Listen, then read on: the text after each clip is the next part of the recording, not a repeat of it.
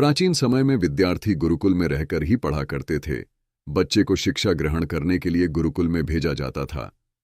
बच्चे गुरुकुल में गुरु के सानिध्य में आश्रम की देखभाल किया करते थे और अध्ययन भी किया करते थे। वृद्धराज को भी सभी की तरह गुरुकुल भेज दिया गया। वहां आश्रम में अपने साथियों के साथ घुलने मिलने लगा, लेकिन वह पढ़ने में बहुत ही कमजोर था। गुरुजी की कोई भी बात उसके बहुत कम समझ में आती थी।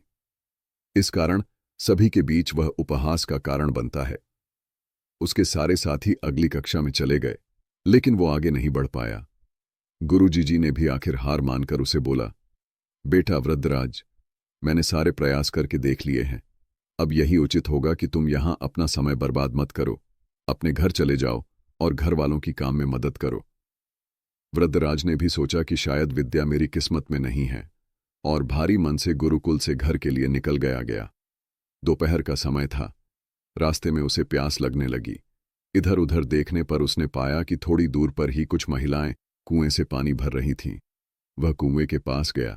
वहां पत्थरों पर रस्सी के आने जाने से निशान बने हुए थे। तो उसने महिलाओं से पूछा, ये निशान आपने कैसे बनाए?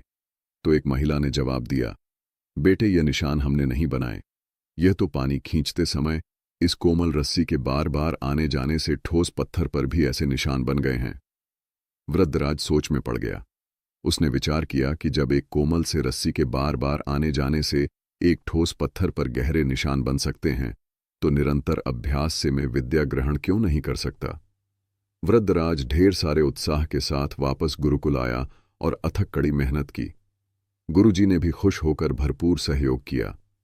कुछ ही सालों बाद यही मंदबुद्धि बालक वृद्धराज आगे चलकर संस्कृत व्याकरण का महान विद्वान बना, जिसने लघु सिद्धांत कौमुदी, मध्य सिद्धांत कौमुदी, सार सिद्धांत कौमुदी, गीर्वाण पद्मंजरी की रचना की।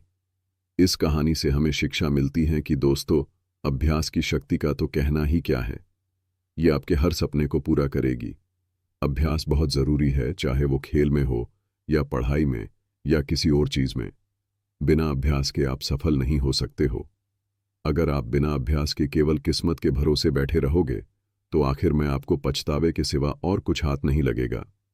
इसलिए अभ्यास के साथ धैर्य, परिश्रम और लगन रखकर आप अपनी मंजिल को पाने के लिए जुट जाएं।